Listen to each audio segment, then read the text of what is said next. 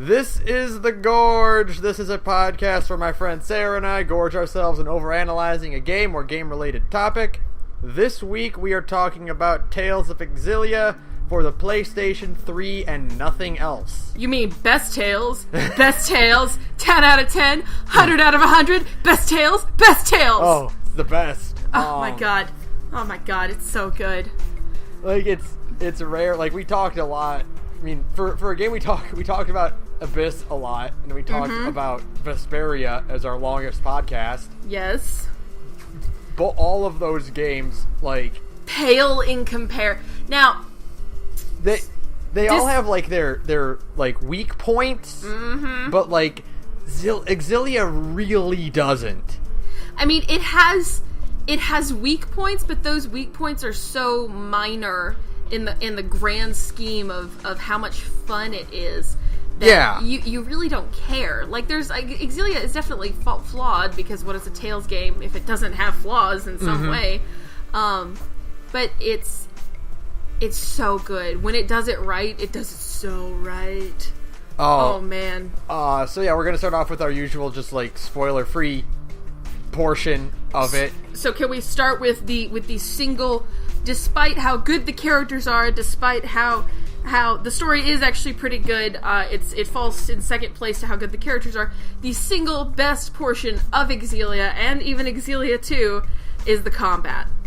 Dude, the combat system in this game is, like, it doesn't get any better. It is the best Tales has ever been, and judging from the way Xillia went, it's the best Tales will ever be. Having, instead of breaking away from the usual pattern of standard 3 to 4 hit combo, plus basic art, plus arcane art, breaking away from that and just giving you a set of actions you can perform, like, and then your meter just runs out, it literally brings it that much closer to the whole, this is a fighting game JRPG basically a fighting game JRPG, and not just any fighting game. It's Marvel vs. Capcom and Tekken Tag Tournament. It's the best parts of fighting games where you have cool And I mean, it gets to the point now. I know that things slow just get frame rate crazy. is usually a bad thing in video games, but there's nothing more satisfying in Xillia than when shit gets so crazy that you drop frames. Okay? Which is blasphemy for a fighting game, but for a game like Tales, where it's all single player like, anyway. Oh, well, some shit's going on. It's great. Now. If you're putting off, like, that many arts, if the enemies are casting that many arts, you've got them going off. It's Elise and Rowan casting at the same time, and all of their arts are really, really flashy. And you start dropping frames, you're just like, yeah, baby, that's the shit. Yeah. Oh, that's like, it's like the point in Mega Man X, where in Armored Armadillo stage, where literally every version of the game has it, and no one has ever tried to fix it because it can't. There's the point at the end of Armored Armadillo stage where there's so many single shot enemies on the screen that it completely slows down every single time without fail. It is like the best part of that level. So everything about Xillia's combat system is good. It's exciting and engaging. The smartest thing, and honestly, it is a damn shame that it went away with Zestiria and all the subsequent titles, is dual arts. Link arts are probably the coolest development the franchise has ever had. Yeah. And it's a damn shame that they're gone. Berseria brings back dual mystic arts, which is awesome. Yeah. But it's just not the same. I mean, Link arts are just the coolest. They are cool. They look cool. It's really they not. Feel cool. You've got that cool thing where we're gonna be saying cool a lot. Where, like, you know, they both say the art attack at the same time. You're like, yes, you know, it's so cool. You're like, oh my god, I feel like a badass. And when you get a full chain of mystic arts, Jesus. When you get a full chain of Link arts and then finish it off with a mystic art, oh my god. I mean, light a cigarette because you're done. It feels real good. It's amazing. And it's really great. They also have, honestly, I tout this all the time, but honestly, the game has one of my favorite level up mechanics ever, where you get to pick your stats, and I love the sphere grid in Final Fantasy X. You'll go to your grave defending the sphere grid. I adore the sphere grid. It's awesome. Because instead, most RPGs have it, you get a bunch of experience, and then you get a level up. Well, all your stats go up in one big chunk. But what makes Xillia and Final Fantasy X great is that it's not, one big chunk. It's a and you get to steady, determine how it progresses, increase, which is awesome as you progress. Right, exactly. You get to control that. You get to put your points where you want them to go. Oh my god, and right? plus it's also just really, really satisfying and it's just, to see all those rings cool to be able fill up, and you're just like, to scan and see, like, well, this is what I'm prioritizing, and this is what I think, so and so, I think Alvin should, of course, he's made for tanking, and Elise is made for casting, and so it's cool to be able to kind of tailor things the way you want them to go. You can stack, or like, okay, well, what am I going to need now? Right, yeah, instead of being kind of at the game's mercy, which is awesome. And just, everything about Xillia's systems are so solid. They finally included a mechanic for fast travel that isn't bullshit. Mm-hmm. Or it's just God. Regular old fast travel. It's just fast travel. Click a button and go. Amazing. To the point where I keep forgetting it actually exists, and I'll be like, I gotta walk back to this town now. Okay, well, wait a minute. No, I don't. No, I don't. I can just click the button and I'll be there now. And they even do the smart thing to where, like, they make sure you can't miss, like, story beats. Yeah. Where they won't let you travel to anywhere but certain areas. If they're like, no, you're still in the middle of the main quest. You've gotta go here. Like, so they don't make you waste time. Like, they don't just disable fast travel and make you walk back to Jean-Du or whatever. They're like, oh no, you can still fast travel, but you've gotta go in through a certain door. Yeah. It's good on you. It's really cool. And I think it's really neat that Xillia is like the first game that doesn't have like dedicated roles. Everyone kind of has a dual role. Yeah. Like, your healers are Jude, Elise, and Leia, but like Jude and Leia are also both, melee characters, and Elise is also a regular spellcaster. She's like a crazy broken spellcaster. With really, really awesome dark themed arts. Mm-hmm. Amazing. I don't know. I don't know. Maybe it's just my perception of it, but I feel, I feel like casting times in Xillia are generally overall faster than previous games. I think you're right. I think everything about Xillia was tailored to kind of speed up battles. Not that they were slow in Vesperia and Graces, but they're even faster in Xillia. They're just like lightning fast little short engagements where you're just it's amazing. I could just... And you can swap in party members on the fly. Oh my god, yes. That's the and we're not going to get into we're taking a solemn oath of not shit-talking Xillia 2 today. But one of the stupider things Xillia 2 did was remove the ability to swap cast members in and out on the fly. Yeah. Because it just kind of it removed an extra layer to battle. It's never bad to have more options, even if you don't use the options. It's never bad to have more options. All things being equal, it's never bad to add more things you can do. Right, exactly. And there's never. It's always a good idea to encourage players to very easily experiment with new play styles. So there's no hassle of, I know me, I somehow have a mind like a steel trap and the memory of a goldfish at the same time, where I will think in the middle of battle, oh, I should use so-and-so more, and then when I actually get out to the overworld, I forget to switch them in. And then, but then you can just tap them in at any time. Exactly, and it's so smart. It's a good way to encourage people to go, like, hey, try a different playstyle. Try linking up with Rowan instead and see what you get. Try linking up with Leia instead of, if you're playing as Mila, don't just link with Jude. Link with Leia, because turns out she's got an awesome link art set with Mila. And you learn.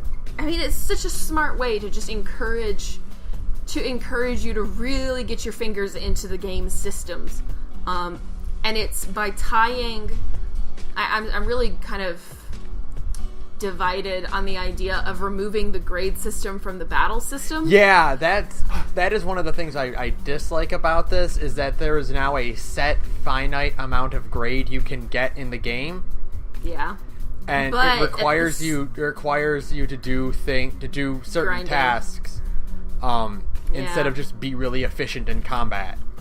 Yeah, but at the same time... No, go ahead. The problem with that is that grade only serves to reward players who are skilled. Yeah. Because it gives you New Game Plus options. Having it be attached to basically the same thing as basically being in-game achievements, I think, takes away from the idea of just play good. Yeah, I'm totally... I get that. I'm definitely glad that Zestiria and Berseria bring back the traditional grade system. But, at the same time, I appreciate the thought behind it. I understand why they thought it was a good idea, because it does, again, encourage you to try new ways to play the game. Yeah. Or, because, again, you are rewarded grade for, being linked up with so-and-so for X amount of time. So it kind of forces you to be like, well, hey, try linking with Alvin, or try linking with Rowan and see what you get. And you might hate it, you might love it. You don't need to be linked together that long, fortunately. But it is a smart way to try and make people try new things in the game. Again, maybe it's not entirely successful, but I get the thought behind it. I mean, the ideal part of it would be increase the amount of things you have to do. Like, you have to link with X character 100 times instead of 50. And you get more grade for it, or you get the same amount of grade, but also give general grade based on just overall performance in battle, efficiency in battle. I agree with that for sure. I think if you got more grade for unlocking titles, but you got a minimal amount of grade for battles, so you're still being rewarded at the end of the game, I think that would have been the best balance system. Yeah. If the highest amount of grade you could have gotten from a fight, even a boss fight, was 20 grade, and then you get 100 grade for finishing the game on Jude's side, and you get 100 grade for finishing the game on Mila's side, I think that would have been a good balance. That would have been fine. It's just one of the, and it's only been in 2 games of the ones that we played, where you getting 1,000 grade for beating the game. That's always fun. And then Vesperia didn't do it. Xillia doesn't do it because Vesperia likes to punish you. Yeah. But even in Vesperia, you can grind it out. So it's just I just don't like. It's kind of the reason I also. I mean, I know this sounds stupid because I love Awakening so much. It's also the reason I stray away from most Fire Emblems, is because there is a finite amount of EXP you can gain in earlier Fire Emblem games. Really? Which requires a lot more thinking than I am willing to do. The work. Yeah.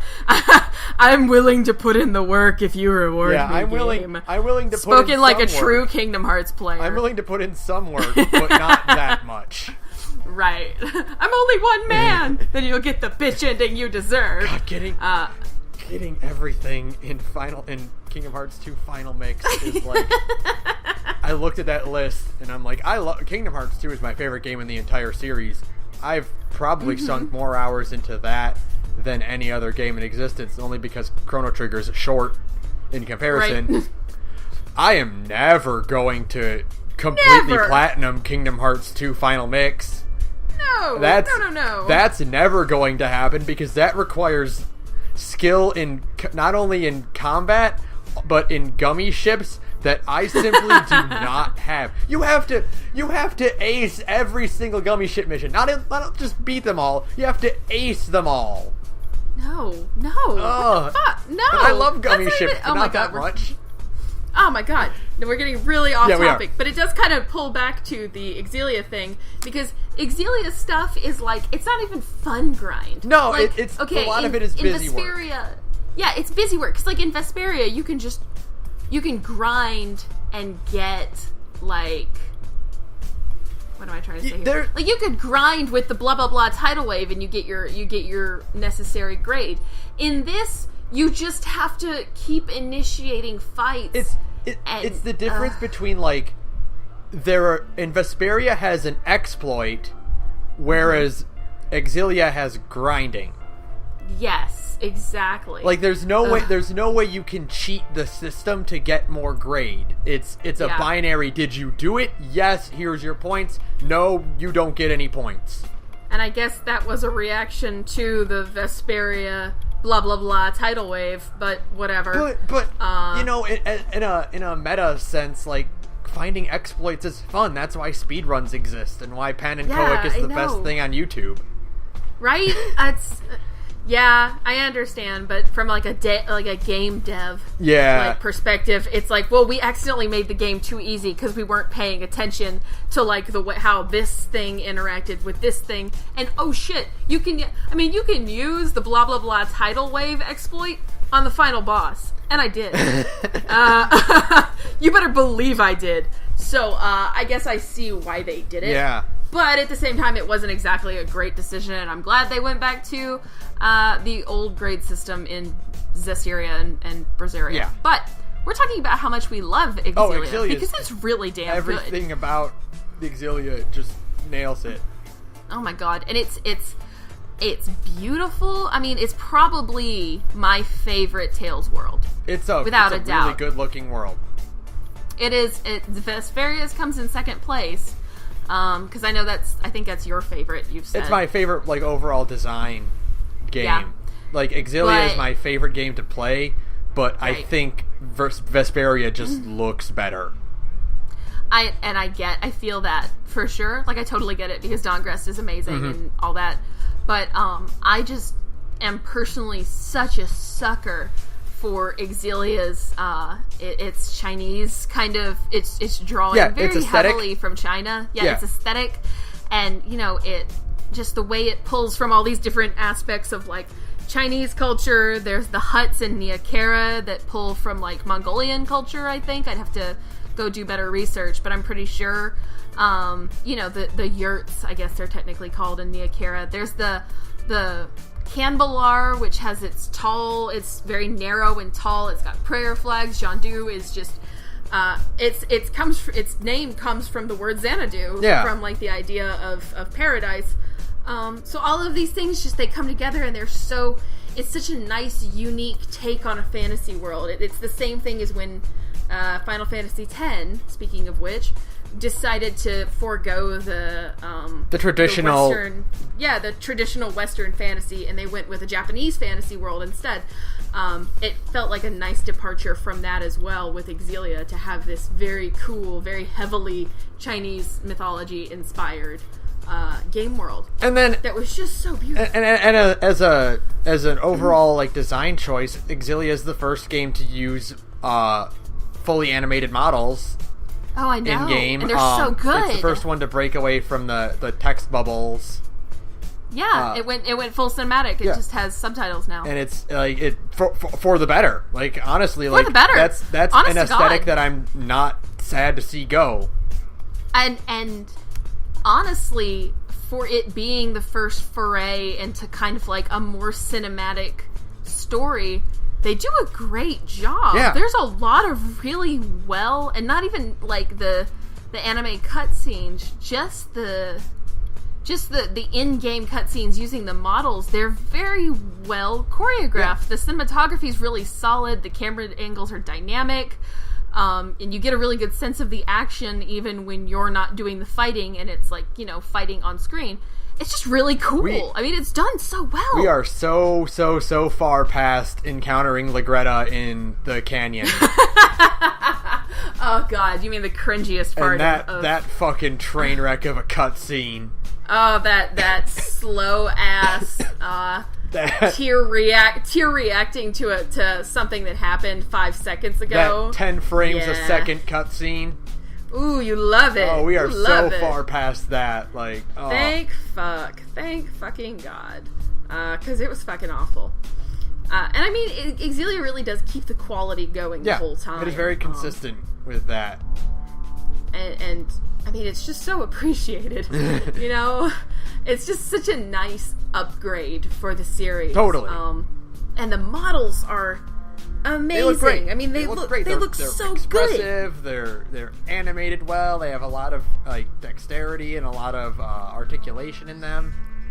And they're anime as shit without coming across as like creepy or doll-like. Yeah. Which was a huge step down for Zestiria. Yeah, you know what? Yeah, you're not wrong. Because those models are just really off, and we won't talk about that right now, but there's just something about Zestiria's models, and I'm really glad they went away from it for Berseria, because there's something wrong with Zestiria's models that I can't put my finger on. It's a little, there's something there that doesn't quite mesh. Yeah, it's just something about it. I'll figure it out before we talk about Zestiria at some point. But, I mean, everything about Xillia's upgrades from the previous titles was just so necessary and so good. I mean, just it was great. It was great. Like, in all honesty, like, play either Symphonia or Vesperia. If you haven't played a Tales game, play one of those first. Yeah. And then, if you want another rock solid video game experience, go straight to Xillia.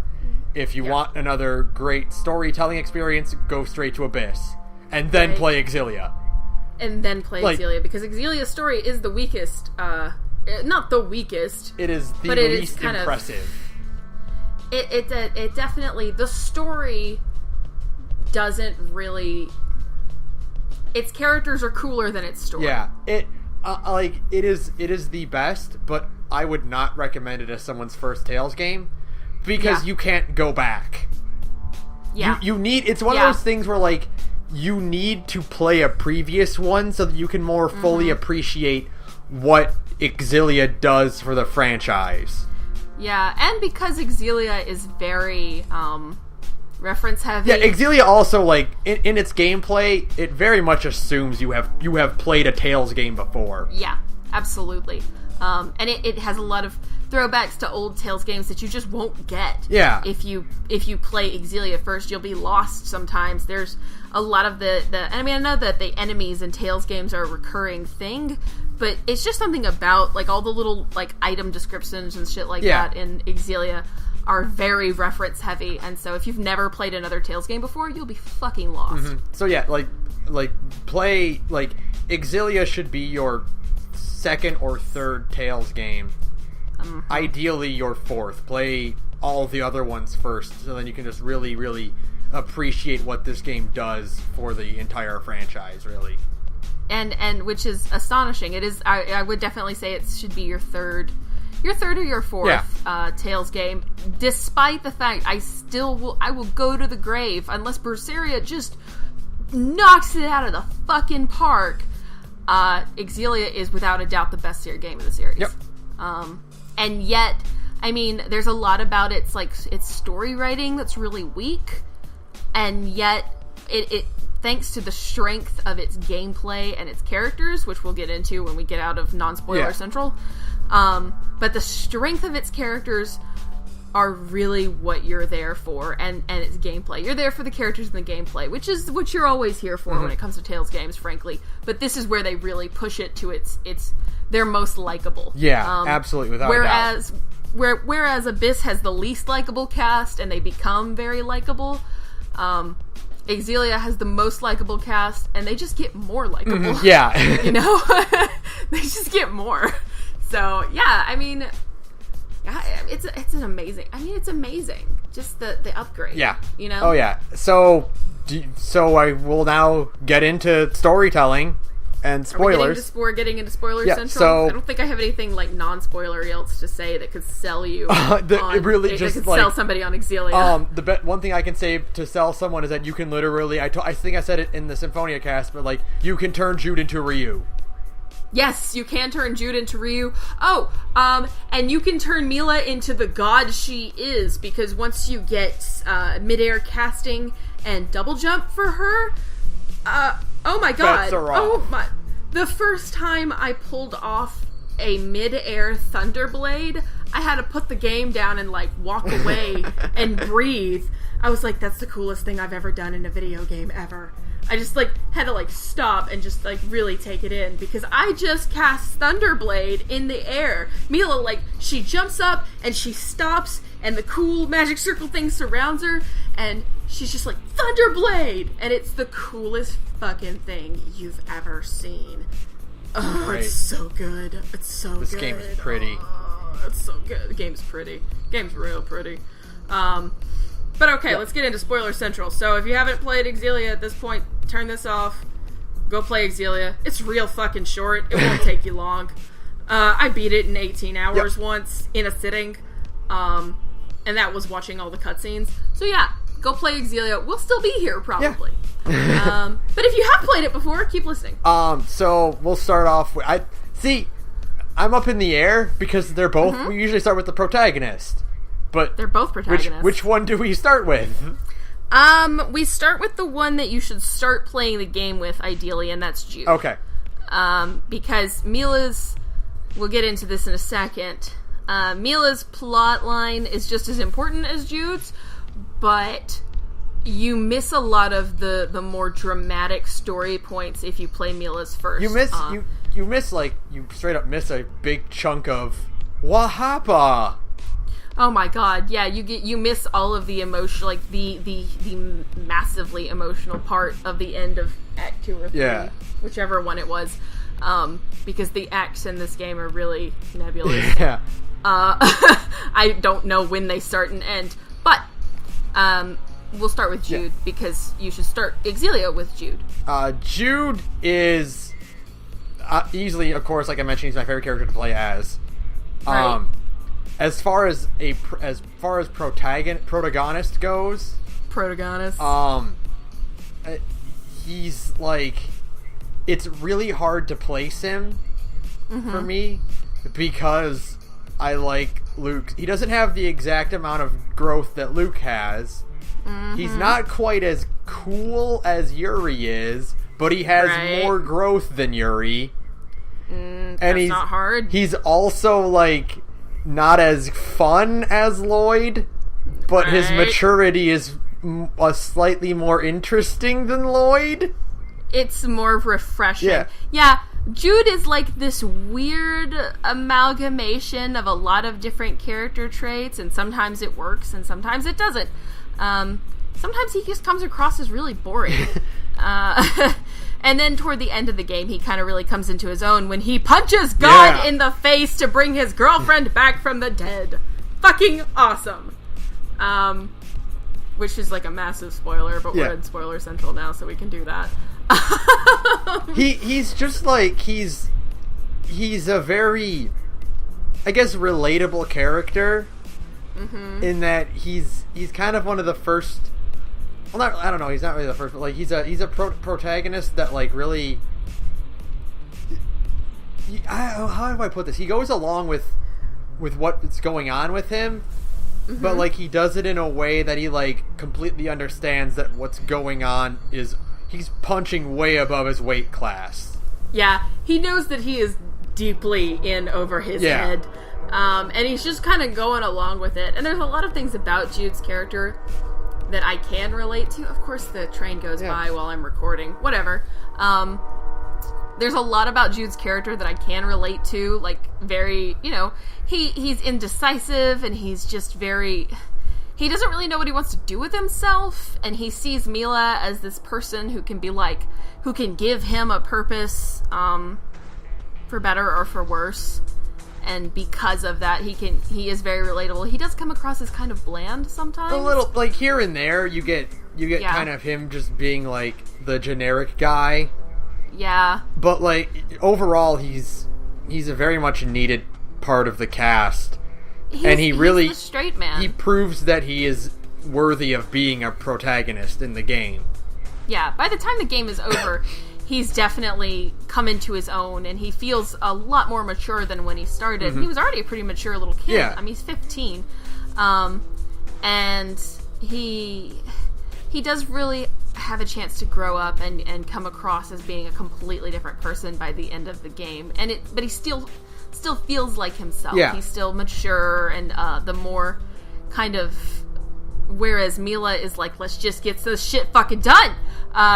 Jude is more like, no, wait. We should probably think this through before you get your legs blown up. Before we get this shit done, let's talk about how we're going to get this shit done. Get this shit done.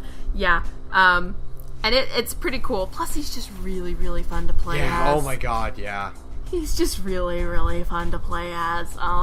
His snap pivot is awesome. One of the more dope fucking things in this game. And the first time, the tutorial fight that's in every Tales game was like, hey, do a backstep to avoid this guy's thing, and you're gonna do something cool. I was like, okay, game. And then I did, and he teleports, and I was like, oh! Once you get, once you're able to pull him off consistently, it is a literal game changer. Oh, absolutely. It makes... For one, my god, does it make one-on-one battles a whole hell of a lot easier. You're done. Oh my gone god. are the days of free running around the enemy's back. Yes. You can now just, if you're patient, and the game rewards patience, you can just jump back and get around him easily. It's so great, especially with an idiot like Ivor, who telegraphs all of his moves before he does them, and you can just be like, nope. This last playthrough I've been playing, when you fight Ivor after Mila gets her legs blown up, I don't think he hit me once. Yeah, you can sidestep everything he throws at you. It's great. It's awesome. It's amazing. It's so handy, and I wish it was in every Tales game. There's a lot about Xillia that I just wish was in every single Tales game, because the systems are so solid. But we gotta change them up every time, don't we, Namdai? I'm gonna... The only thing I really, really strongly dislike about Jude, I hate his outfit. You hate his outfit? I absolutely hate it. Really? I think he looks terrible. I couldn't get him out of it fast enough. Oh my god, that's hilarious. I'm really ambivalent toward it. I didn't realize you hated it that much. I think it looks terrible on him. Oh my god. Why? Is it just because it's so kind of clunky? It's because for one thing, he's wearing it doesn't look like anything else anyone wears in the game. And I get he's a protagonist, he should look special and unique. But in every other Tales game, even Luke, his fashion aesthetic still fits everyone around him. Right. Jude wears this onesie with leather gloves and work boots, and he's supposed to be a doctor. Yeah. X2 does a lot of things wrong. It did not do Jude's redesign wrong. Oh Jude's redesign in that game is so fucking good. He looks way better in X2 than he does in X1. Especially when you get his jacket off. Yeah. Oh man. I think he just looks... everyone else looks great. I think Jude just looks terrible. Jude is pretty bad. I like his school outfit way more, and I put him in that as soon as I could.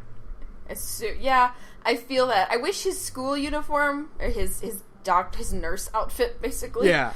I wish it wasn't so overwhelmingly white. Yeah. Because, I don't know, there's just something about, monotone color schemes that I hate. But there really is no way to improve on his outfit either. I'm not crazy about it, but I put him in his alt colors once, and even that's just the problem. Great. It's the same problem I have with Superman's redesign, is that there's nothing to break it up. Yeah, it's just blue. It's just one big color all the way through. If his pants were a different color, or if he was wearing a jacket and his pants were a dark gray or something, it would be way better, but it's all just one uniform color with nothing in the middle to break it up.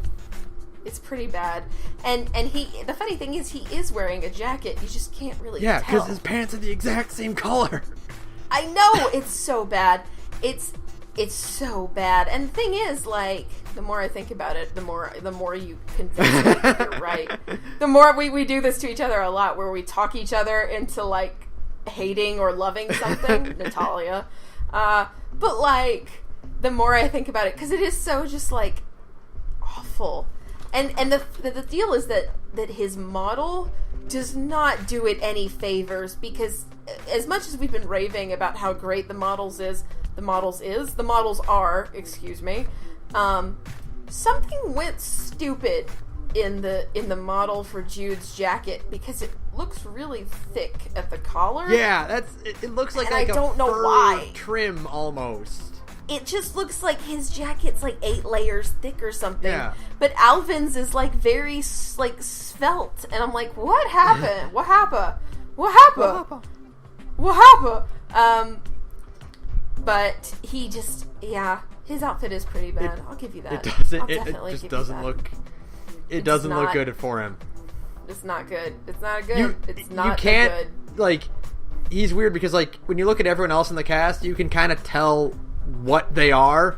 Like, Rowan is clearly wearing a fancy fantasy butler outfit. You know, Leia's wearing a late girl kung fu type outfit. You know, very Chinese influence, and, like, you can tell that she is a martial artist.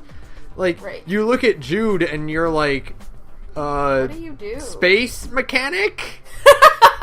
Like, he's wearing a jumpsuit. Who wears a jumpsuit? Space mechanic. That's awesome.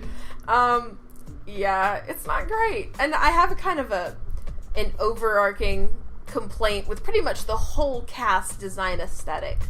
As much as I love the game, my one little niggling point about the cast design is that none of them really fit with the rest of the world. Yeah, none of them are wearing what everyone else in the game is wearing.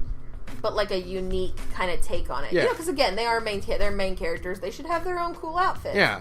Something went wrong, though, because, like, we'll get to the Chimeriad, because, the Chimeriad. But the Chimeriad... They look like they're from a different game. The Chimeriad look like they belong in Xillia, because they've all got the same kind of unifying, very solid color schemes. There's a very distinctly Chinese aesthetic going on in every single one of their outfits, and they're not overly busy, but they are complicated enough to do justice to these new models, which was the whole point, I think, of all of these overly complicated character designs we get now. They're like, we've got fancy models, we can do fancy shit like this now. It works with the Chimeriad. The rest of the party, it kind of falls apart. Yeah. And some are better than others. Like, Rowan is very, very solid, and Alvin is good. Mila and Jude are the two weakest, and then Leia and Elise are good, but not great like Rowan. Yeah. But Jude's is probably the worst offender for sure, because there is not a lot to kind of make you go, yes, China. Yeah. You know? Oh, like he China. belongs here. Yeah, sure. He definitely... I don't know what's up with his space boots. Like, his moon boots? Yeah. I don't get the moon boots, man. It's just like everything else about Jude is like really great. Like, he's a very fun character. He's got a lot of snark to him, and I love a good protagonist that is very clearly like the underling of the party, but he is not happy about it. Yeah, he's the one who's got to put up with everybody else's shit, like, a lot. God bless him. Yeah. And, it's just kind of like... But he's not my favorite protagonist by any leaps and bounds, but he's very necessary to the game. Mm-hmm. He's a very good protagonist. Right.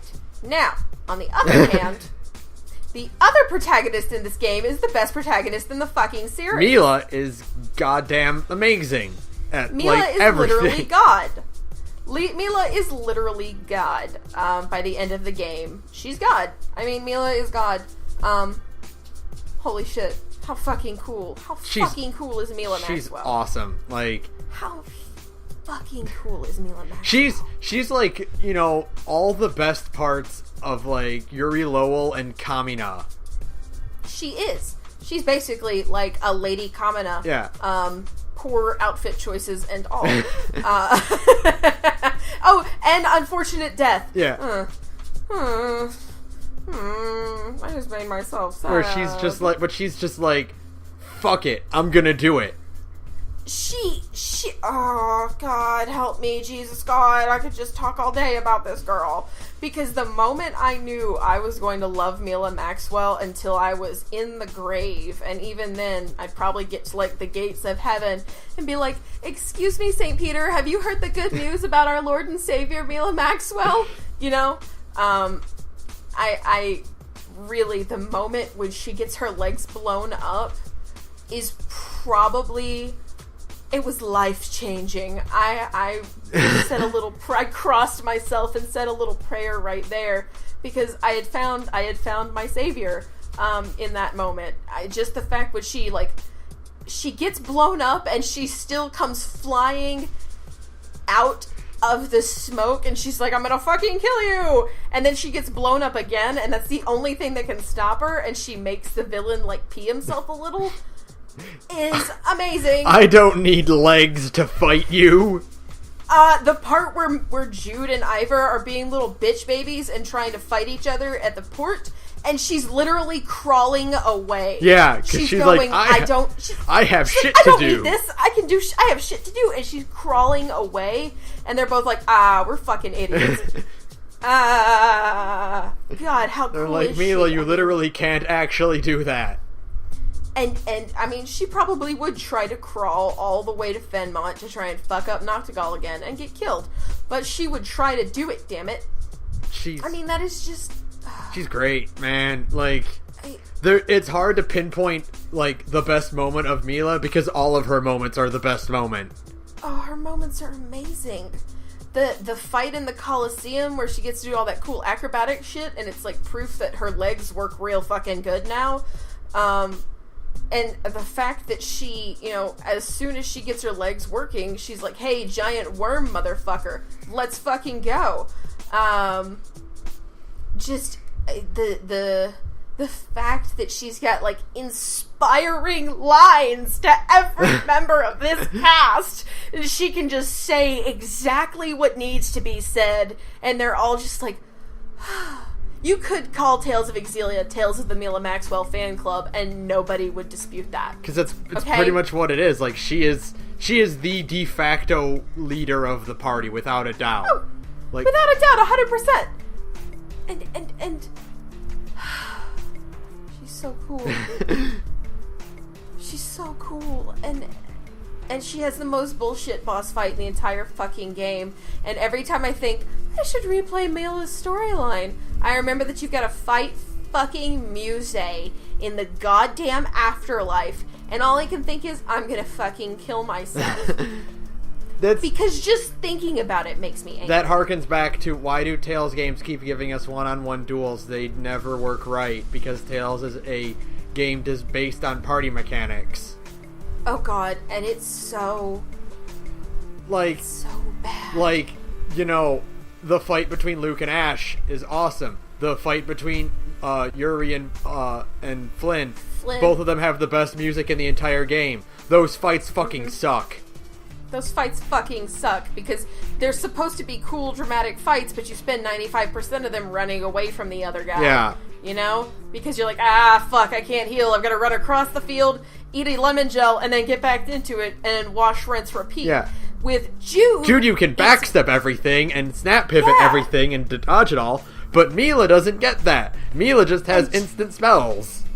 And Jude's got a healing spell. And it's a quick spell. It doesn't heal a lot of damage, but it takes I think it takes a second to execute. So you can kind of you can backstep without having to free run away like a fucking idiot. You can backstep, heal, guard, snap, pivot, and attack, and you're back on the attack, and it's all very fluid, and you feel cool when you do it, you know?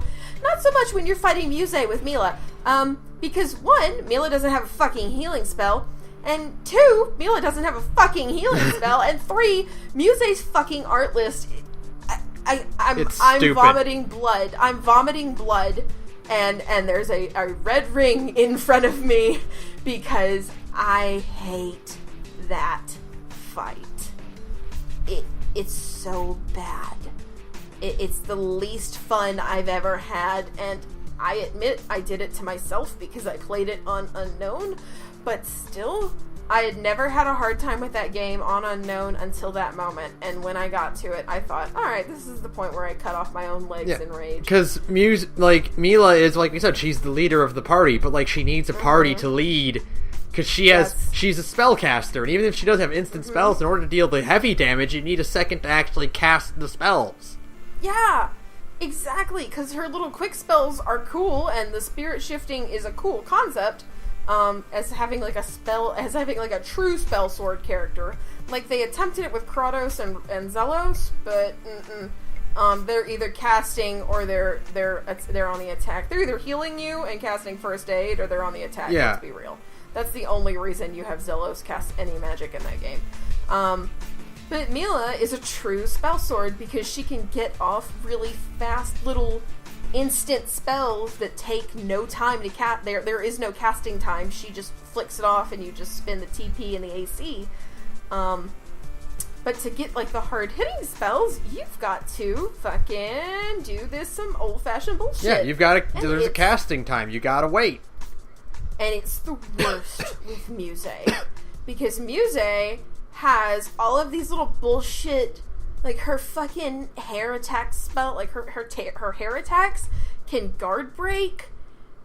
I'm getting mad thinking about it. It's so hard. It is so hard. And I lost that fight like 30 times, and I might have cried a few times because I didn't want to turn the difficulty down. And after a certain point, the game is like, hey, you can turn the difficulty level down in the settings before the fight starts. And I'm like, fuck you, Tales of Xillia, you won't beat me. That's like unlocking easy mode in Devil May Cry 3. Oh god, it's bitch mode, basically. It's Here you go, baby. Here you go. It's okay, baby. We'll cry your tears and change your... Fuck you, Tales of Xillia. I'll beat this game on goddamn Unknown mode. Mila would be upset with me if I didn't beat it on Unknown. She'd be ashamed of me. I don't fool with that. No, fuck that shit. No, I'm gonna fucking play that game the way God intended it to be played, and that is hard as balls with half the game chewing on you at the entire time. It's great. So yeah, Mila Maxwell's fucking awesome. And then I do have one nitpick about her, like I did with Jude, but it's a different problem. What? Hey, why did Mila's voice actress record all of her lines in her bathroom? It is really weird. You can hear it. You can hear the echo and like the hiss in every line of dialogue Mila has. It's really weird, and I don't know what happened there. It's better in X2, but like it's very clear she's recording in a different booth than everyone else in X1. Yeah, it's really strange. Although it did produce the idea that the Lord of the Spirits has a list. Which, yeah, I really like that idea. Like, that's...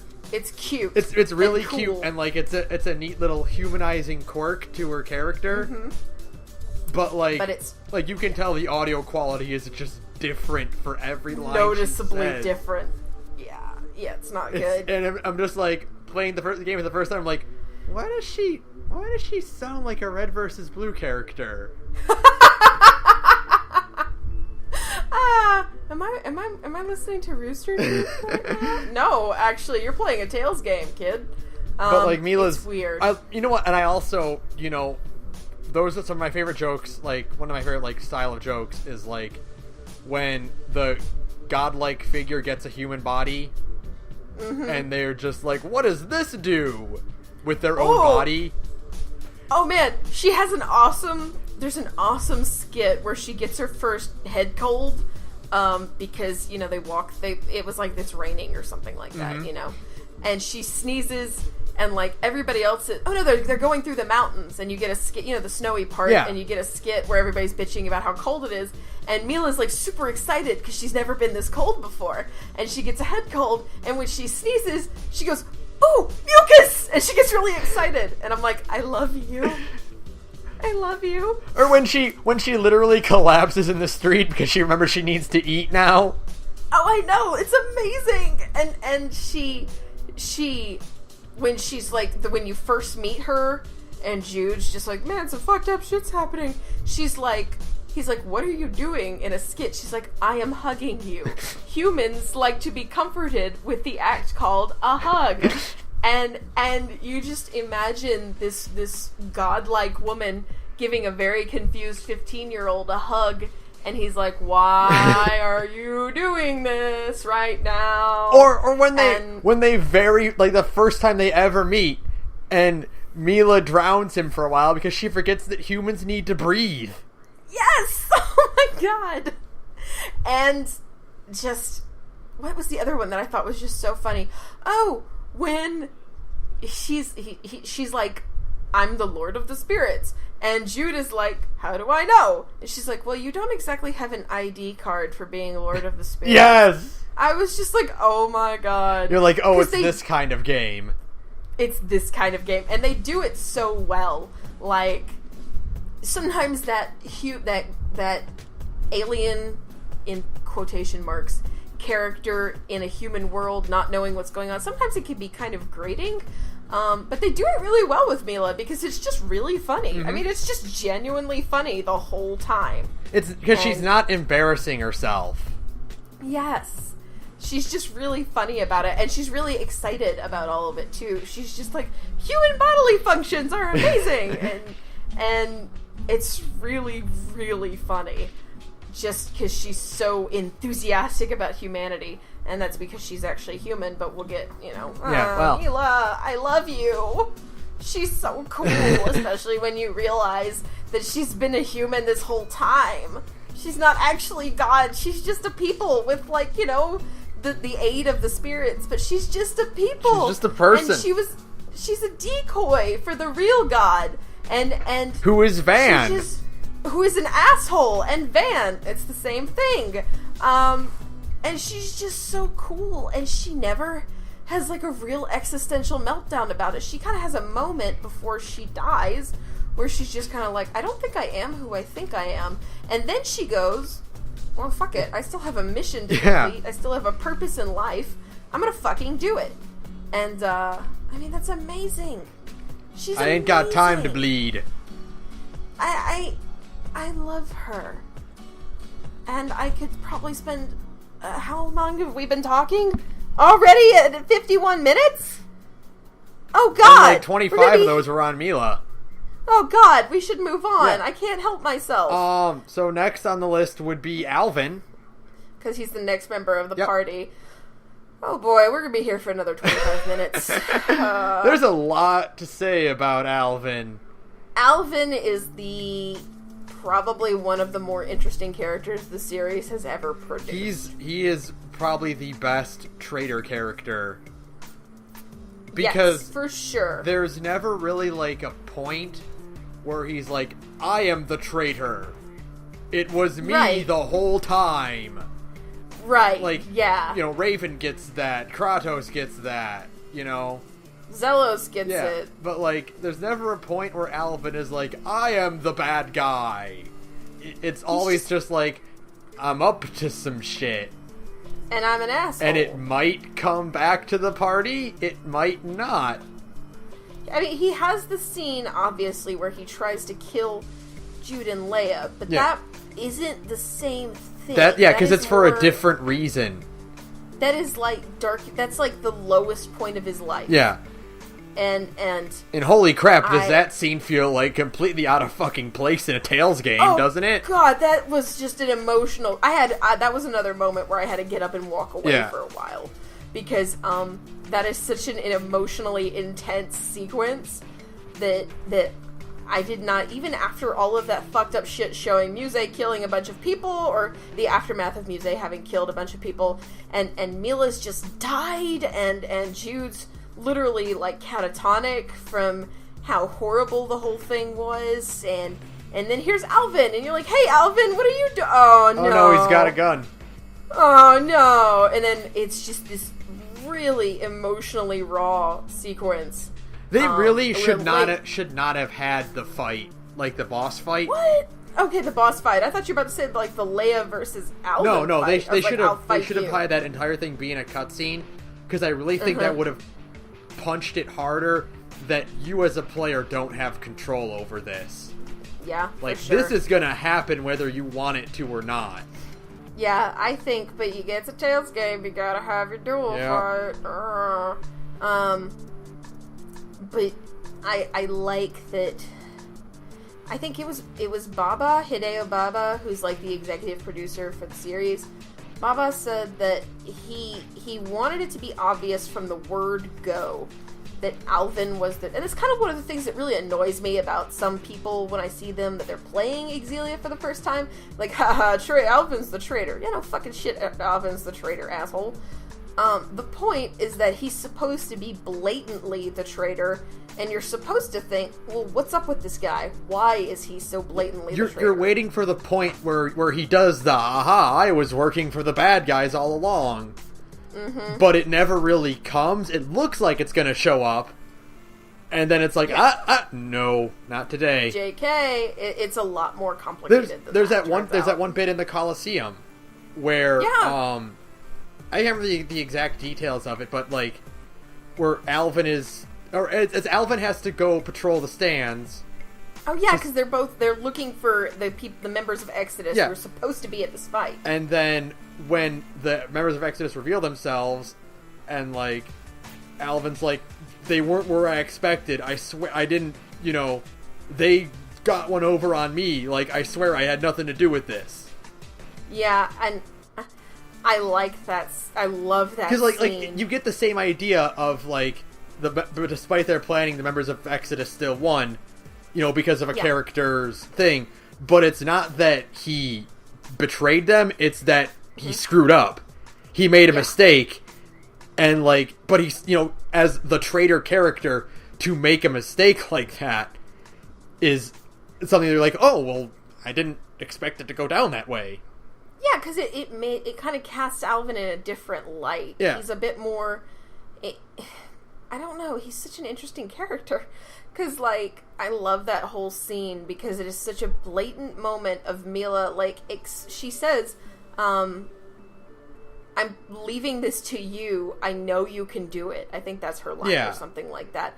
And he looks at her like she just said, like, I think she said, I'm trusting you. I know you can do it or something like that. And he looks at her like she just grew a second head because, like, nobody's ever told him that before. And he's so, shell-shocked by it, and it's such a cool moment of just like, and like, as a result, you can tell like how bad he feels that he did screw up. Oh yeah, for sure. And when he has these other moments where he keeps betraying the party, and you're like, why are you doing this? And it comes across not as like, I mean, he's an asshole, yeah, for sure, but it doesn't come across as like, I'm the bad guy. It comes across as, like, pathological. Yeah. Like, it's the only way he knows how to function as a person. Which is true. Yeah, it feels more like, instead of him being like, I only look out for me or whatever, or like, I have to pick the winning side, he's just like, I can't help myself. Yeah, it's literally like, I don't know how to trust people. I don't know how to relate to normal people. And to just let somebody trust in me. And so Jude and Mila are very confusing factors in his life, and he does seem to admire them both a lot, because his mom mentions that in her letters from Alvin, in quotation marks, he has 2 cats that he named Jude and Mila, because he tells his mom like nice lies. Yeah. But, he, at the same time, it's clear that he thinks very highly of them. Yeah, and exactly. He thinks that they're very interesting people, and he wants, when the scene happens, when Exodus, or when the Olympian army shows up at Fezabel, like when they punch a hole through the schism, and the Olympian army shows up to fuck everybody up, he points his gun at Mila, because he's like, well, Mila is Maxwell, and if I kill Maxwell, or her physical body, then the schism will be dispelled and Exodus plans get fucked up. But at the end, he hesitates because he likes Mila. Yeah. He likes Mila. He respects Mila. And in the end, it's just kind of like he can't pull the trigger. He's so interesting. It's really good character writing. And I really love that he and Elise get the post or the pre-battle conversation together. Oh, I could cry. Because those are so like much. the two characters that like it's a relationship you didn't expect from this game, and like out of the the party members, those are the two characters that needed to have that conversation the most. Oh, for sure. Where it's just because at the point where Alvin is in the story, he's just betrayed the party in probably the worst way when he attacked Jude and Leia, and nearly killed Leia because he shot her. And so he is at his like lowest point, and he's with the party because he doesn't really have anywhere else to go, and none of them really trust him, and nobody really knows what to say to him. And he says that line, "It's a lot harder to make friends as an adult." Yeah. Which, when you are an adult, that's a really punchy line, because you're like, fuck, yeah, it is. And he doesn't really, in his heart, he doesn't really have any friends at that moment, because he fucked up with all of them. And at the beginning of the game, that's where Elise was. She didn't have any friends except Tipo, and Tipo is not a friend. Tipo is just herself. So she was really lonely, and she just decides to, like, open, just kind of, like, stretch out a hand and be like, okay, then from now on, I'll be your friend. And it's such a beautiful scene, and I could just cry thinking about it, because it's so good. Oh my God. It's like it's like a really good cap on both their developments. Mm-hmm. Where, she's able to open up to someone like him, and he's proven himself worthy for real of actually being someone's friend. And, like, out of all the characters, I think he needed that from Elise the most. Oh, absolutely. Just like real just affection and friendship, because I've been like I said, I've been replaying it. He dotes on Elise a lot. He kind of keeps an eye out for her, and he's like a big brother. He messes with her, he teases her and Tipo. But at the end of it, she kind of like reciprocates and kind of gives him like the older brother treatment. And like correct me if I'm wrong. I think I'm remembering it. Might be remembering it wrong or anything, but like I think he prioritizes her over a lot of the other characters. Like I seem to remember him trying to like defend her, and in cutscenes or and stuff like that, like trying to defend her or keep her behind him. Yeah, he's he's the one who goes after when Tipo is taken at the Colosseum. He's the one who goes with Elise to get her back, and he's injured on her behalf. Yeah. When Exodus fucks him up. So he's, even for all of his flaws, he does think very fondly of Elise. And I love that character, because he's not one of my favorite characters in the series, but he's up there. Yeah. And he's just so interesting, because he's very pathological, and he comes across as being very self-sabotaging. Yeah, exactly. He doesn't really know how to be happy. And he doesn't know how to be content, because contentment makes him nervous. And you can kind of tell. And so his reaction whenever he kind of thinks like, oh, I'm in a good place now, is, well, I should fuck it up in some way, because these people are going to turn on me so I should turn on them first before that can happen. Exactly. He's a lot like a younger, more rounded version of Raven in that regard. Yeah, for sure.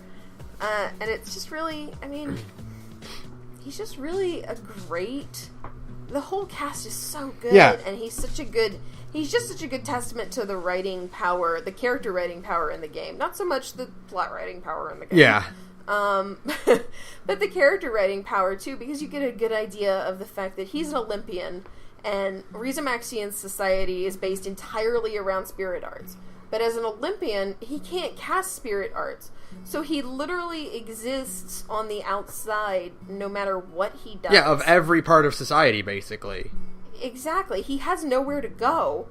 And so when he falls in with these people, he doesn't really know what to do with himself. And so he keeps fucking up. And when he finally does kind of find his feet and decide, like, all right, I'm done. I just want to be comfortable for once. It's kind of like he doesn't know what to do with himself. He doesn't know what to say. And then there's Elise going like, hey, I will offer a hand to make this a little bit easier on you. Yeah. And it's just beautiful. Beautiful scene. Oh, the little kiss on the cheek. I know, right? That's it. So That's like it. You're just like, okay, no, that's it. I can't I can't handle this anymore. I'm gonna die. Just the little kiss on the cheek is so cute. And I really think, if I'm remembering this right, I don't think Tipo speaks at all in that entire scene. I don't think so either. I think maybe at the very beginning. A big deal. Yeah, and that's a big deal because Elise, it's like a sign that Elise is getting out of her shell, because Tipo was there to coax her into opening up to somebody when she was at the Labari Institute. And we can probably just roll right into her. Yes, we can, because she's the perfect child character. She is. She is the best child character in Tales thus far. Maybe Laphicet's better, but we don't know yet. We don't know yet. Probably not, because Elise is the impossible high bar that can never be surpassed, because she's just so perfect. She's so cute, and she's relatable. She's petty. She's 12 years old, and she acts like a 12-year-old. She's bratty sometimes, but she wants attention because she's love-starved. She wants Mila to notice her, and she's visibly wounded when Mila just kind of brushes her aside because Mila doesn't know how to handle children. She's such a normal 12-year-old character without being an annoying brat. Yeah, exactly. And even when she's being a brat, she's not. It's in an unlikable, endearing way almost. Yeah, exactly. Oh man, she's so good. She's like the writing for her is just great, and I think a lot of that is owed to Tipo. Yes. And the way that relationship goes, from like. Mm-hmm. When you first meet him to him being the quirky mascot character of the game, and then having them go in depth about what he really is for Elise, and that his he's the internal thoughts for her, right? And that whole moment where basically her world falls apart around her when she learns that, and she's near catatonic as a result of it. And she's super angry, and, justifiably so, but she takes it out on the wrong people, because she lashes out at Leia, and it's really sad, because you're like, baby, no. And, just that whole... that it was handled really well. Yeah. I read somewhere that they did that when they were writing Elise, the decision was made that for every 2 lines she spoke, Tipo would speak 3. Really? I didn't know that. Yeah, I was reading that somewhere that they would have a 2-3 ratio to kind of represent the fact that Tipo is more her voice than even she is, because she doesn't really know how to express herself because she's 12. Yeah. She's an orphan 12-year-old with a really fucked up life. Come on. And she's just so cute. Just getting away from how well written she is. She's just absolutely so adorable. Cute. She's just so fucking cute, and you just want to just bundle her up in your arms and wrap her in a blanket and give her some cocoa and just watch a cute movie with her and be like, "You're my child now, and I love you." She also has the best mystic art name in the game. Scary Garou is awesome. Yeah. Fuck yeah, it's such a good name. Awesome. Oh my god, Scary Around is amazing. And it looks cool too. She is really one of the most beast casters in Tales game. Holy shit, what a smart, they went overboard on how smart her AI is. Her AI is so smart that it loops around to being almost unfair to the game. There will be parts where I don't even know what she's I swear she's stacking spells. She is. And you're just like, what the fuck is going on? You get into a rhythm, cool. And you don't need to worry about your stats at all. She's got it covered. You do not have to worry, because her casting time is fast. Yeah. Her spells heal for a lot. And she has link arts that can heal for even more. And she has awesome link arts with Mila, because I think it's Tipo Cannon or something like that. Yes. Is amazing. All of her link arts are so much fun because they just involve hitting things with Tipo. I have a Tipo blanket. I love this game so much. By the way, I love Tipo. I have a big giant Tipo blanket. Tipo is shaped like a friend right now. Tipo is friend to all. None of my friends believe me when I tell them that, because he's really creepy looking to them. But I'm like, Tipo's cute! Which is great, because that's Elise's response too, and nobody in the game believes her. No one seems to understand that Tipo is a friend.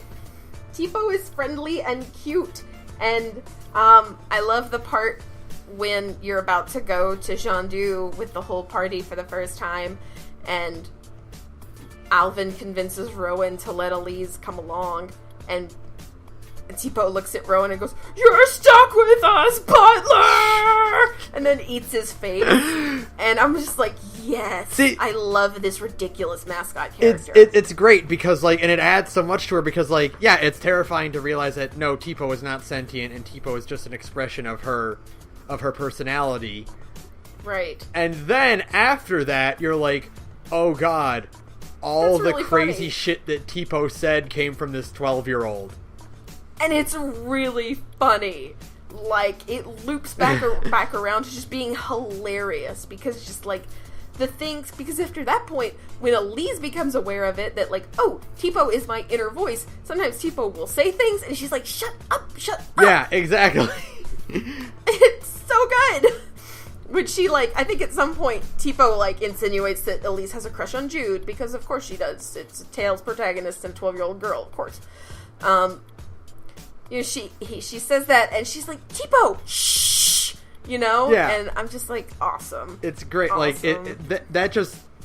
At first, it crushes you, and it kind of ruins the dynamic they have, and then they rebuild that dynamic into something better. And it's so much funnier. Mm-hmm. Like, it's such a good way to handle the change between Tipo being a character and Tipo being an extension of a character. Yeah. And it's just really fun. Tipo is the only mascot character other than, like, Rapide, who doesn't annoy me. Yeah. You know? Like, mascot characters, maybe it's just, like, I'm too American to get the appeal of mascot characters. I don't know. But in general, I'm like, why is this thing here? And, like, but in, like, this case with Tipo, I'm like, I love you, and I want all of your merch. It's working. It's working. It's working really well. Good job, Nim. And you're adorable. You're adorable, horrifying monster thing. I have a blanket now with his face on it, and every time I put it on my couch, it looks like it's eating my couch. It's awesome. So, yeah, Elise is definitely one of the better characters in Tales games, period. Period. And the best child character, for sure, by leaps and bounds. And just so cute. So adorable. So cute. So cute. I want to pinch her little cheeks, and I want to call her my daughter, and I love the scene where she does something cute, and Mila looks at her and goes, I have the most irresistible urge to pinch your cheeks right now. And I'm like, same, Mila, same. Potent maternal miasma. Miasma. Yeah, exactly. Exactly. Mila understands. And it's like, so, hashtag so relatable. So yeah, man. And then on the other end of the spectrum is Rowan, who is super old and also super awesome. Rowan again, like just like Elise is the best Tales character, Rowan is the best old man character. Because he's an actual old man. For once, he's actually like 65 years old, unlike Jade and Raven. Fucking Raven. And their 35-year-old bullshit motherfuckers. I just turned 28, and you're gonna say that you're fucking old at 35? I'm not fucking old. Fuck you, Tales of the Abyss and Tales of Vesperia. I'm not a fucking old woman. Rowan is old. Rowan is in his 60s. Rowan probably has bad knees, like a real old man. Bite my ass, you goddamn shit games. Rowan is just like an incredible addition to the party because he lives and breathes to troll people. It gets him up in the morning, is like, I get to harass children today. And he's good at it, and he's fun, and he's funny, and I love his moral quandaries, and I love Todd Habercorn. Todd Habercorn crushing it with that role. With that old man voice. Oh my god. Wait, what? That's Todd Habercorn? Like, that's, like, the most shocking part is, that's not an old man. No, that's 20-something Todd Habercorn. Oh man, and he's so good at what he does. He's so funny, and just there's a video out there on Tumblr somewhere of him doing a line like at a convention for somebody's like camera, of him doing a line from Xillia, and it's the funniest thing you've ever seen because he has the best facial expressions when he does it, and I love that voice actor, and I love Rowan Ilbert in all of his goofy glory. And I'm so glad we got a real old guy for once. He's also, like, I mean, I love, like, that first part where you see him, where the soldiers come to arrest him, and he's like, your formation is all off, and he gets them into formation, and he's like, good, and then they all just collapse because they fell right into his trap. I know! Oh man, it's so good! He's just like, yes, that was easy. Oh, it's awesome. It's so awesome. And he's so just like, I like his whole conflict with Wingle. I like his conflict with Noctigal. I like his history, even though we don't get it in the fucking game that much. Hey, by the way, holla at Taleslations for being like the most vital resource if you're an Xillia fan, because you're not going to hear a lot of this shit in the fucking game. Yeah, there's a lot of supplementary material for Xillia that's just like, there's no way to get it. There's no way to get it unless you are a fan of Taleslations. And by the way, if you like Tales games, you should be a fan of Taleslations. You should go to Taleslations' Tumblr page or something and tell them how fucking awesome they are, because they're just a bunch of fans who translate shit for free, and it's shit you would never get here in the United States ever. So please, go tell them how awesome they are. Don't complain when they don't translate something that you want them to translate, because they're doing it for free, because they're good people, okay? Like, don't harass the awesome translators off the internet, because I can't fucking read a word of Japanese, and I would be lost without them. They are phenomenal at what they do. And that is my plug for Translations, because they are literal saints, and we don't deserve them as a fandom. But I think, going back to Rowan, like, honestly, just, like, again, like, as aesthetic-wise, like, I love musical fighters. Oh, I know. Like, the fact that he holds his rapier like a conductor's baton is the coolest. Have you played as him? Like, have you ever, like, tooled around and played as him? Yes, briefly. His art tuning is, one, incredibly broken, holy shit, and two, is super fun. Because it adds an extra level. Again, extra options are never a bad thing. It adds an extra level of interactivity with the arts that I love. I love that you can, if you time your button presses right, you can shoot out more fireballs. You can manipulate, like, he has not Ground Dasher, the one with the boulder, whose name I can't remember right now. But you can control the trajectory of the boulder. Oh, that's awesome.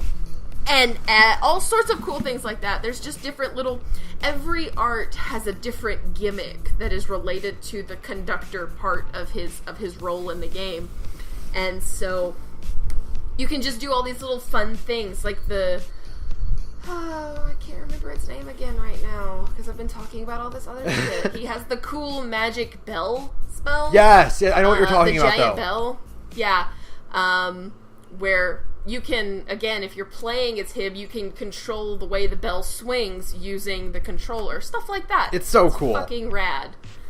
He has such a good gimmick, and because of that gimmick, he's also super broken. If you want to see some wild-ass shit, look up Omega Evolution's, like, crazy-ass unknown playthroughs where he's playing only as Rowan. He's literally not using anybody else to fight, like, the bosses in Xillia. And they'll blow your fucking mind, because it's just so completely off its tits. It's just it's completely insane. You know, and good on, like, he's also that kind of character. Like, I love it where, like, we got the same with Jade, where, like, early on, where, like, Jade is, like, over-leveled, right, when you get him. Right. I really love that, like, again, like, Rowan is the conductor, and he's been at this for years, that his brokenness in story carries over to the stuff you can do in-game, and that he really does, like, he feels like a more refined caster, just, like, playing as him, than he does over Elise and even Mila. Like, for sure. Because, you know, Mila, despite being God, can't manipulate her spells like that. No, for sure. Because she's relied on the Four for all of her life to do, like, the heavy lifting in battle, as it were. Yeah. So, like, her actual spells are not that refined to the way that Rowan has, because Rowan's whole life has been about refining his arts. It's power versus control. Like, yeah, Mila will just dump a ton of fire on you, but Rowan will wrap it around you and trap you in it. And it's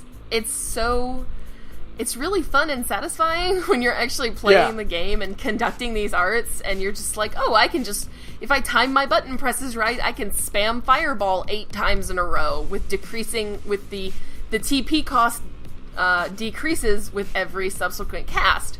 So you can just, all sorts of fun things because like that. It's always really annoying when you're playing a JRPG and you get the guy who's like, I have been a mercenary for 20 years. I've been doing this my whole life. And he's level 17. Yeah. But having characters like Rowan or Jade who are like, here they are, you can see it in their gameplay that they're really good at what they do. Yeah, and for Rowan, the fact that he is at party level is easily explained by the fact that he's been out of the field for like 5 or 6 years by the time you meet him. And so you're able to be like, okay, well, he's weaker level-wise, but the way his arts function and the artistry behind the arts is a good way to express his superiority. Yeah, it all ties back again to the idea of gameplay versus story segregation. Where it's a kind of a good twist on it. Like, yes, you have to make the convention, because you can't have Rowan come in and be level 99 because that's not fair.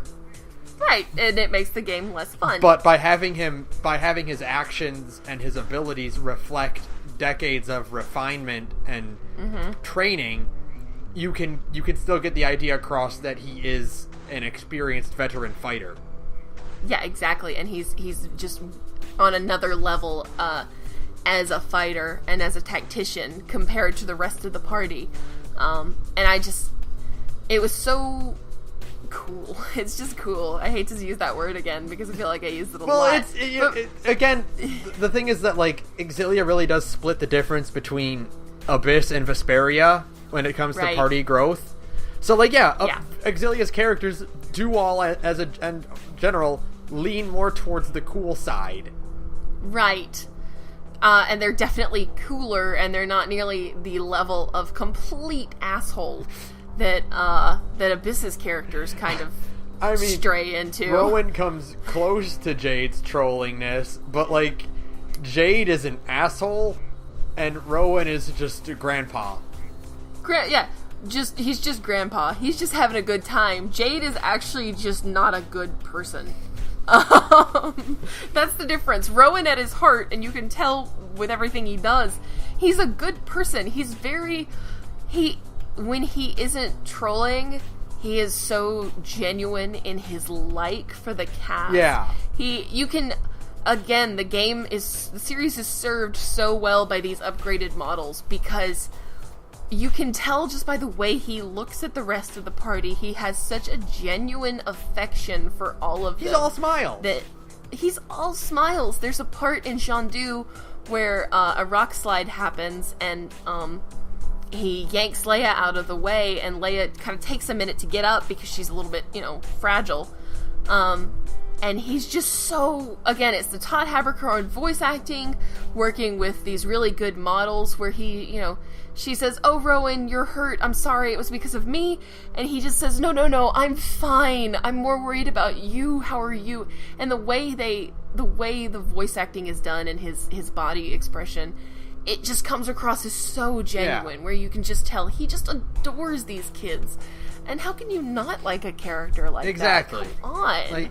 He loves these people. I always, it's one of my favorite things where, I do in general, I like the grandpa character of the party, or, the veteran of the party. Like Orin in 10, or, not really, but, Sid in 7. Not Jade, the other one. Raven. Yeah.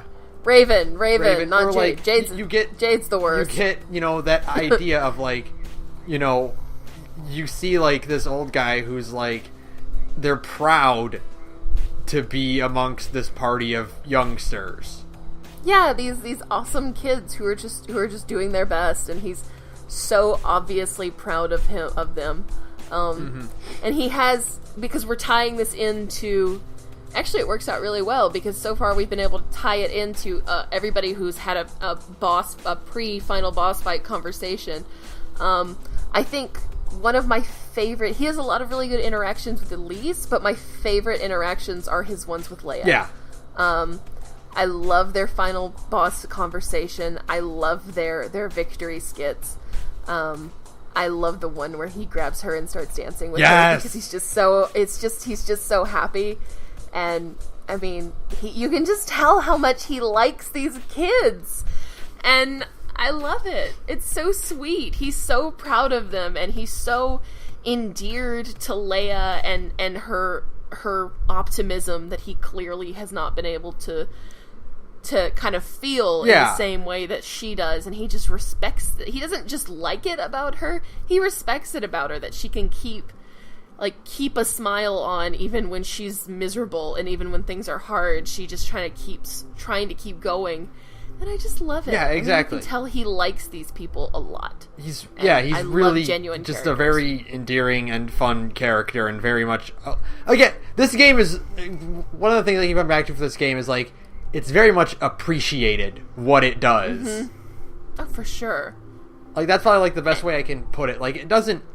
It's not, you know, there's certain points where, like, there are other games that are better than it, but, like, everything it does is very much appreciated for being what it is. Yeah, for sure.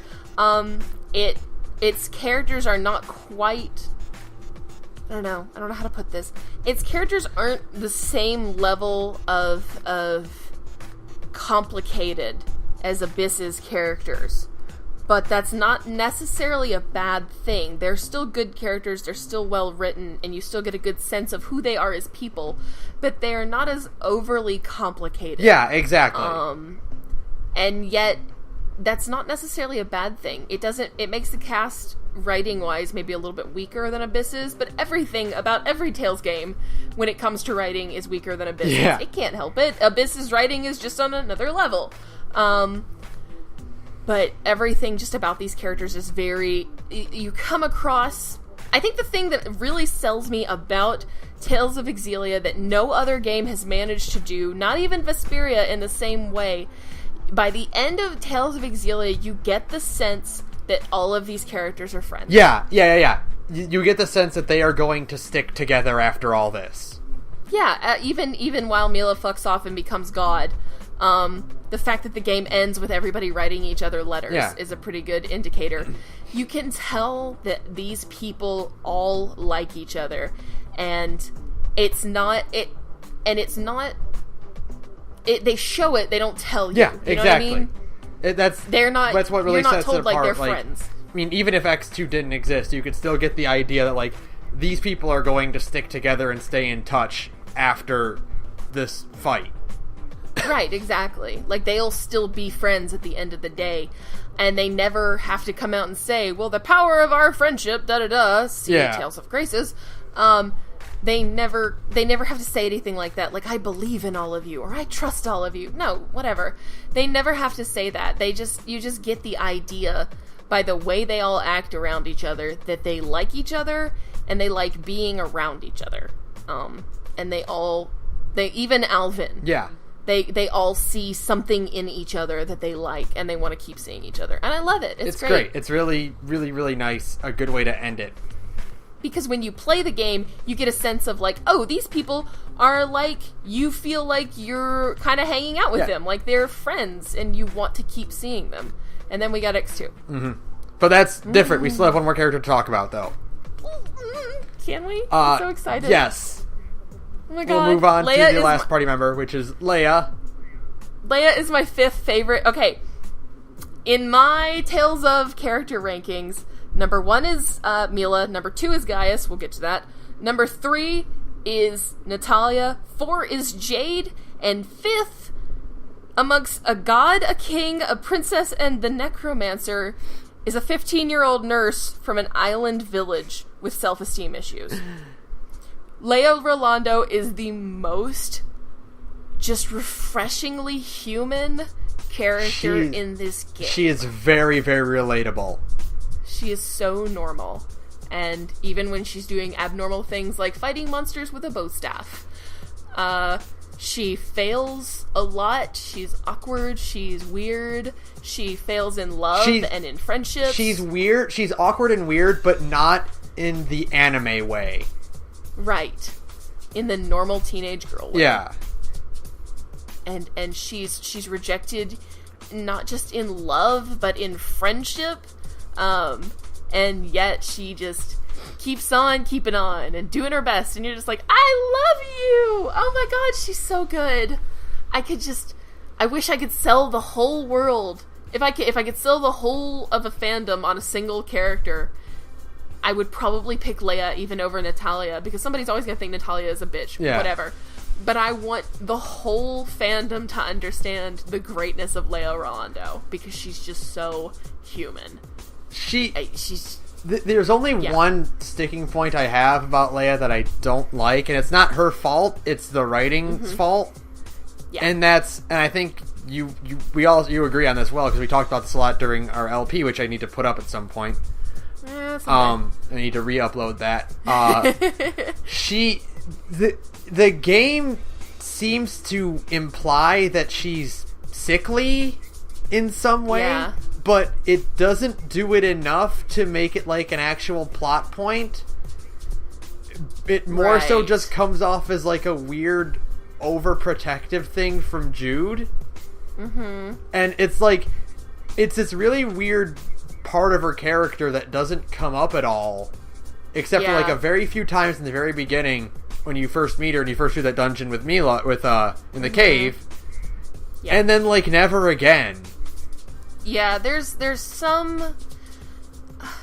a few side quests there's like one or two side quests you can do to get a more complete picture of the story. And again, there's supplementary material that actually does kind of help it make sense. I'm still not like a crazy big fan of the way they handled it in game, because they didn't explain it well enough to the player. But the deal is that when Leia was young, she was caught in an Asperixis explosion because of some of the stuff that Jude's dad had laying around. And she was gravely injured to the point where she was just like comatose and bedridden and almost died. And so apparently, like, from when that happened, it's been a very long and very hard slog to get back to normal for her. Ah, okay. Yeah. And so I think what it is that it's not really that she's sickly, although the game kind of does make a few moments of implying that maybe she's more easily winded. There's like a handful of moments they maybe could have pushed a little bit harder, but I guess they didn't want to shove it down our throats. Yeah. I don't know. So it's kind of like she's still on the path to being like 100% like perfectly healthy. Yeah. And the game doesn't do a great job of expressing that. No, it doesn't. But I think that's like one of the sticking points I have with a lot of a lot of storytelling materials like that, where you have a multimedia story like that, is like anything important needs to be mentioned in the main storyline. And there's a lot in Xillia's storyline that does not get mentioned. Yeah. We'll get into that, especially when we talk about the villains and the Chimeriad. Especially because that is the biggest offender is the backstory for the antagonist, which might actually again need to be a second podcast at this rate, because we're at 1 minute and 33 seconds, and I honestly do think we could probably talk for another hour and a half about the Chimeriad, the villains of Xillia. Yeah, because they're amazing. We might need to cram that in there before X2. You're right. Shit, we might have to do that. Okay. Darn. Nuts. We'll have to talk about Tales games more. Shit, we'll have to talk about Xillia a little bit more. Damn.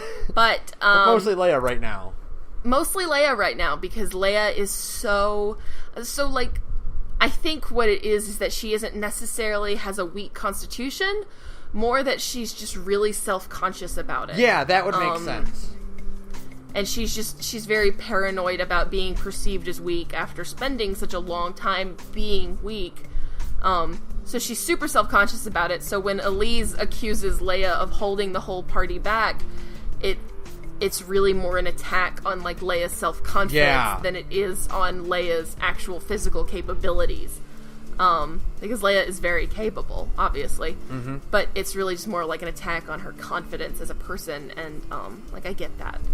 And she's just, she's so relatable, and her relationship with Agria is so short-lived, and yet, It's, you know, the thing is, like, Leia's a very, like, tragic character in that regard. In that, like, her failures, like, really, really stick with her. Like, she really focuses a lot on them. And she really just wants so badly. She cannot, because she's coming from a completely different, again, extra materials that aren't in the fucking game. She's coming from a completely different worldview as Agria, who's just spent her whole life being, until she sided with the Chimeriad. I mean, she spent her whole life being kicked around and treated like garbage.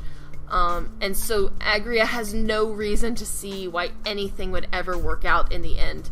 And it never does. And so for Leia, you know, it's such like a blatant, like, this person represents the opposite of everything you have ever believed, and you can try and convince them otherwise, and it doesn't work, and it's just such a tragic thing. And the only good thing Xillia 2 did was prove they could have been friends, and then they fucked that part up anyways. You know, I really, one thing I love about Leia the most, probably, for me, is that I always love characters who are optimistic in spite of everything that's happened to them. Oh, I know, like, watching, right? She does falter, and she does have that moment of weakness where she stumbles with her belief, and, like, seeing that you can't fix everything like that. But by the end of it, she still does believe that things can be fixed, and that, you know, things will and work out okay if you try hard enough. And the whole, you know, even down to the point, like, with that confrontation with Alvin, is... Oh, I know! Which, you know, even she even comes out of that still optimistic and happy, you know, and believing in that. And she does it in the way that's not the Colette and Ion way, which is... Right. Where to the point where, like, oh, their optimism is so unwavering that it becomes boring as a result. Right. Like, Leia's falters, she faces opposition, she struggles with it, and then she still comes out on top afterward. Yeah, she still comes out with the belief that, okay, it doesn't fix every problem, but what does it hurt to try? Yeah. Like, that, I mean, that really is kind of what it boils down to. It's like optimism and believing and working hard doesn't fix everything, but it doesn't hurt to give it a try, so why not?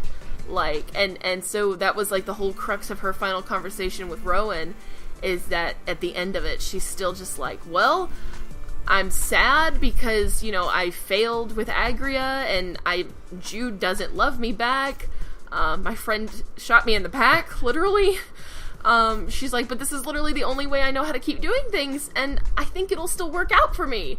And Rowan is just like, yes, child, you are so wonderful. And it's just like this, he's just validating the shit out of Leia, that whole conversation. Exactly. And you want to do it too. You just want to be like, yes, Rowan, give her that pep talk. You know, she pep needs talk it the right shit now. out of this girl. And she's just so good. And she's really fun to play as. Just to throw that in there real fast. Yeah, like, for as far as healers go, she's easily one of the probably the only good healer to ever play as. Oh, absolutely. As we discussed, I mean, well, Estelle isn't bad, but you have to gimmick her. Yeah, she's too slow for my taste. Leia is fast and punchy. She could tank if she wanted to. Like, if you did your Lilium Orb right, which is why the Lilium Orb is so awesome. Leia could tank. She can pull dual duty as healer and fighter. And she gets a lot of those single heal buffs. And like I mentioned at the beginning of the podcast, her Link art set with Mila Maxwell is so fucking good that when I am playing as Mila and Leia is in my party, I am linked with no one else. Of course. Ever. Like, you find that combo and you're like, I'm set for life. Like, I don't need anything else. Because when you set off the combo art, when you go into overdrive, you can get off the most amazing set of just like, you can sweep all of the enemies in and then do all kinds of damage, and at the end of the sequence you can heal because they have a combo healing art that's Fairy Circle, and not only does Fairy Circle heal, Fairy Circle does damage. Fairy Circle damages your enemies and heals your allies, and you can control where the circle falls. Oh, it's so good. There are so many options in this game. So good. The option, we're back to the gameplay, and that is just fine, because the gameplay is so strong in this game, and the fight mechanics especially are just so solid. You play them, and I mean, you're just blown away by how much fun it is. It is fun. And Leia is such a good example of it, because she's quick and she's punchy and she's got a really nice varied art list, and I adore that character. I adore her with every fiber of my being. I just think she's amazing. Like, it's really great to finally have, like, I mean, I guess Vesperia, but like, it's great to have a game where we don't actively hate a party member. Oh, I know. Like, there's really nobody, especially because Xillia 2, its handful of redeeming factors is that it made Ivor less fucking awful. So when you go back and you play Xillia, you don't even hate Ivor that much. Yeah, I mean, you do it at that one part. Yeah. Where Ivor deliberately breaks everything. But even then, you're like, you'll grow out of it. Yeah.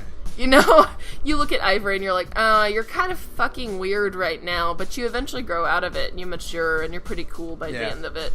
So you're just like, he'll get over it. Like, it's great we finally do, like, Ivor fits that role, but he's not nearly as bad as Colette, Ion, and Sodia.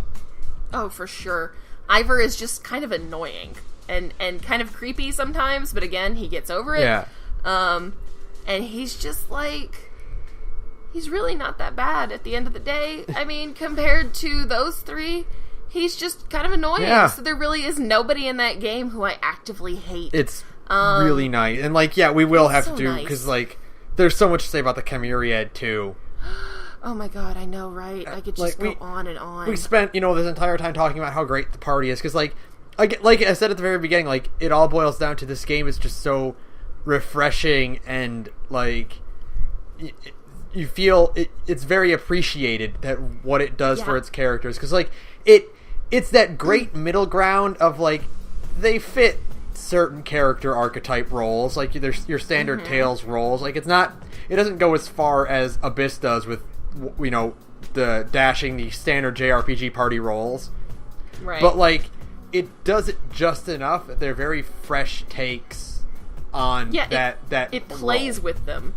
Yeah, it really does a good job of kind of taking the standard JRPG tropes and playing with them and kind of flipping them on their heads or examining them in, like, a new way, like the take on the traitor with Alvin was such a unique take that Zestiria doesn't really have much of a traitor party-wise, and I can't really seem to think of anybody in Berseria who could possibly be the traitor. They all seem so straightforward as people that it almost feels like, because of that, like, Alvin was such a unique take on the traitor in a Tales game. They don't want to do it again.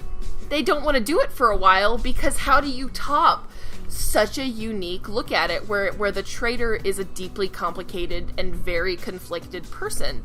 It's kind of like how what Symphonia did for its take on standard JRPG plot tropes. Yeah. Xillia does with its characters. Yeah.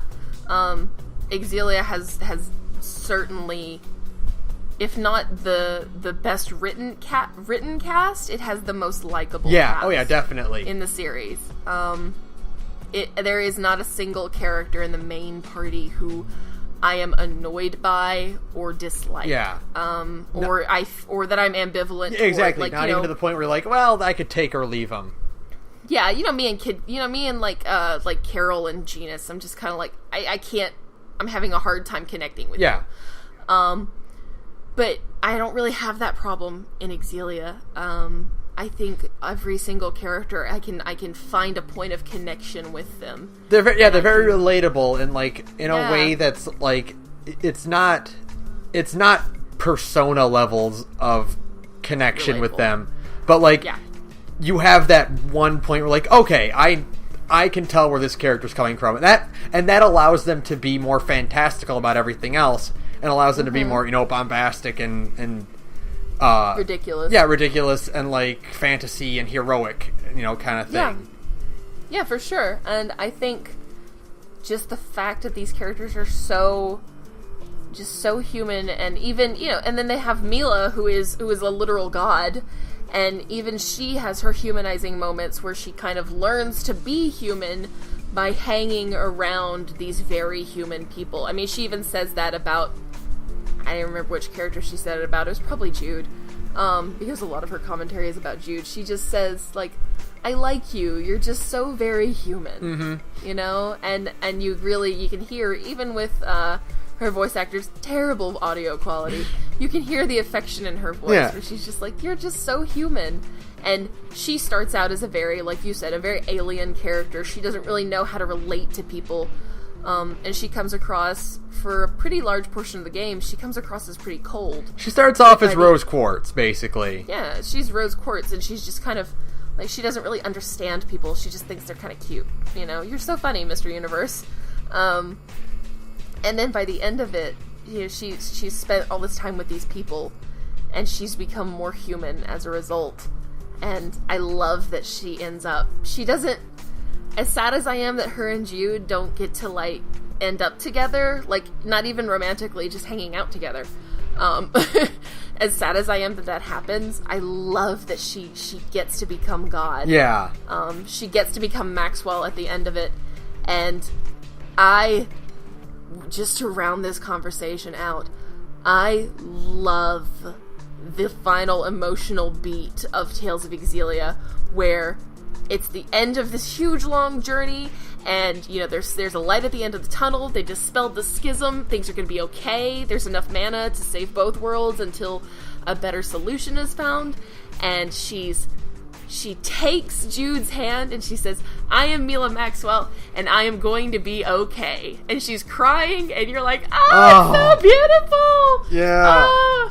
It's so beautiful. It's such a good, like that is, like, the moment of Xillia. It's, like, the final, like, punch where it's, like, you've had this, like, emotionally distant character who ends the game crying with joy. To the point where, like, that changes to the title screen. Yeah! The scene of them holding hands, when you beat the game, that becomes your title screen. Yeah, exactly! Oh, it's so good. And I love that I am going to be okay was just amazing. Oh my gosh, it's so I also good. really love the way they end the game. Oh yeah. Because like most Tales game stories end with, we've completely demolished our system of magic or whatever, or the way things have always been. We've completely demolished it. And we're scared of this. They have this new world that'll be strange and distant, but I'm pretty sure we can handle it. I love that, like, they end the game on a temporary solution. Oh, I know, right? And I love that they, as weak as I think the Olympias section of Xillia is, it seriously could have standed another 6 months in development to really flesh it out. I think the smartest thing they did was go to Olympias, because it gave a moment to really humanize the use of Spyrex. Mm-hmm.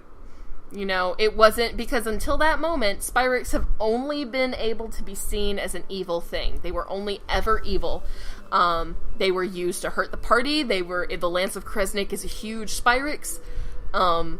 They're only ever seen doing bad. until you get to Olympias and you realize, oh, these people's whole lives revolve around these things. It'd be like taking electricity away from us. Yeah, like there's that one old lady who's like her Spyrex is a pacemaker. Yeah. And her granddaughter has it too, because she's got like heart arrhythmia or something like that. So like this little kid has a Spyrex as a pacemaker. And you're just like, oh, okay, these things have a purpose. You can't just snatch them away and be like, well, we're going to use a new system and hope for the best. It's a temporary solution until they can find something else. Mm-hmm. And it feels like such a nice, like it's a good take. Yeah. It's a very nice, it's just like we'll buy ourselves some time. We'll figure out the best possible solution. And it's cute spirit animals. It's really great. Like, it's like honestly one of my favorite parts of the entire game is the fact that they ended on, we'll figure it out. It's, again, eventually. It goes back to Gurren Lagann, where it's like, where it ends with the anti-spirals being like, spoilers for a 7-year-old show at this point. It's 8 years, 9. I think it's longer. I think it's like 9 years. Where it ends with the anti-spirals going like, if you use spiral power, if you keep using spiral power, you're going to fuck up the world. Alright, well we won't until we can figure out something better. We'll just not do it. Right. Yeah. Oh man, it's so good. It's such a like a moment of just like it's that moment where you're like, you're really putting your faith in humanity as a whole to be like, well, we'll figure something out. We'll figure something out. We'll figure a better solution out. Like, trust us. We'll figure it out. And that's what's so cool. Going back to Mila, it's so cool that the new Maxwell is a human god. Yes. You know, she is a god who, again, Maxwell, the original Maxwell, literally just decided to let Olympias rot. He took all of the people in Olympias who could use spirit arts, he put them on a big old fucking island, he covered that island with a magic dome, and he said, you will wait here on an arc, basically, until the whole of Olympias has killed itself off, and then I will release the schism, and you will have this whole world to yourself. I mean, Maxwell basically just gave up and bailed on people. And he's just, and that is like a true, like an unfeeling God reaction, you know? Exactly. It's very Old Testament. And Mila, meanwhile, is literally just, she's human. And I mean that like in a literal sense, that she grew up as a human in a human body, and now she feels these human emotions, and by the end of the game, she's crying tears of joy. And it's such a human reaction to finally completing your mission. Yeah. This thing you've lived to do your whole life. So she's going to be able to take care of the world in between that time. Right, in a way that the original Maxwell just couldn't. I mean, he even says, he's like, I'm tired. When he gives up, he just says, I'm tired of fighting against the will of mankind. And so he gives up and he hands over to Mila, and then Gaia shows up and fucks everything up. But we'll get to that. We'll get to that later because it's been 2 hours. The point is like, again, going back to the fact that like Xillia is like the clear best game in the series. I mean, 100%. For all of its weaknesses, it's too short. Yeah, it's too linear. It can be too easy sometimes. And the writing, plot-wise, can be a little iffy. Like, it just needed some fleshing out in certain places. And maybe a better sense of the tension between Azul and Rashagal to really get in... Because, like, you really get a good sense of the tension between Malkuth and Kimlaska. Or the literal tension between Tetheala and Silverant. Like, you get a really good grasp on those situations. Azul and Rashagal are just kind of like implied. Yeah, you don't really get to see a lot of the besides the war. You don't get to see a lot of like, oh, those guys. Yeah, and that's kind of like another like, you know, like show, don't tell. Don't give us this giant cutscene of like a war. You know, give us more like actual proof that these two countries just hate each other. You know? Yeah. Help me out. Throw me a bone here. So ultimately, I think Xillia's strongest point, now that I think about it, is like, you know, okay, so every other Tales game has that part where you're like, I don't want to do this part. You know, like, it's the mountains in Abyss, or it's all the dungeons in Symphonia. Like, it's the entire third act of Vesperia. Yeah. Whereas, like, I can't think of the part in Xillia where I'm like, I don't want to do this. Yeah, there really isn't one. Like, it has a slow start, but the combat's still really fun. So you're like, okay, well, the plot will pick up, and in the meantime, I get to really enjoy this awesome-ass battle system. Exactly. So there's really no part of Xillia that is, like, bad. It just needed more, you know? It's not... Yeah. Like, that. I guess that's the best way to sum up Xillia. There's no part of Xillia that's bad, but it needed more. Mm-hmm. But ultimately, everything that is in the game is really good and very solid. And, yeah. So, I think that's about it We for talked now. about Xillia as much as Vesperia, and we're not done. We'll have to come back to it, because we're talking... We need to talk about the expanded lore, and the Chimeriad and Gaius, and Muse at some point. Yeah. Exactly. Like, we'll save those for another part, and then we will stick our heads into the swamp that is X2. We're gonna get super fucking drunk for that one. But next podcast is one that I'm very excited for. Which one is the next podcast? Because I get to tell you about Mortal Kombat. Is that next week? Okay, I'm excited now. That's not next week's. That's next the week after. Oh right, we're on break next week. Okay, I'm so excited. But oh my god, the next one will be we're trying a different formula. We're not gonna tell you anything about it, but it's gonna be good. You should tune in. Yeah. So that one I'm really excited for, and I'm doing my research for it now, and I cannot wait to tell Sarah all about the wonderful world of Mortal Kombat. I'm so excited. Hey, Christmas is coming. For now, hey, don't forget, Christmas is coming, and we want to do a Christmas chillcast where we sit around and talk about our favorite video game memories.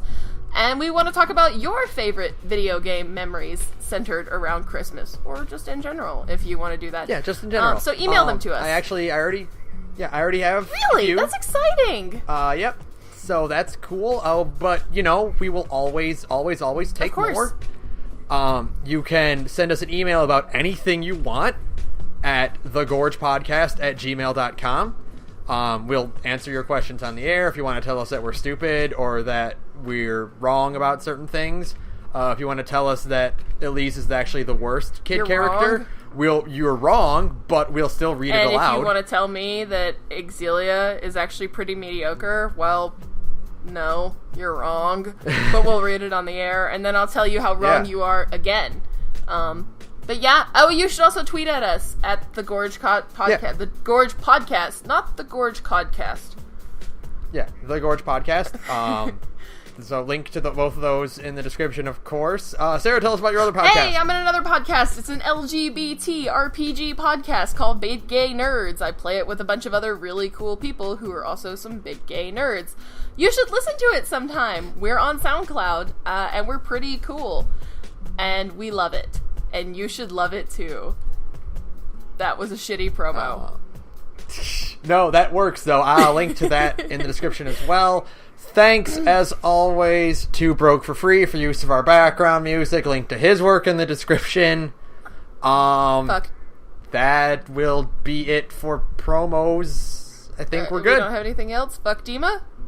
No. Fuck Dima. Good night, everybody. Good night, everyone.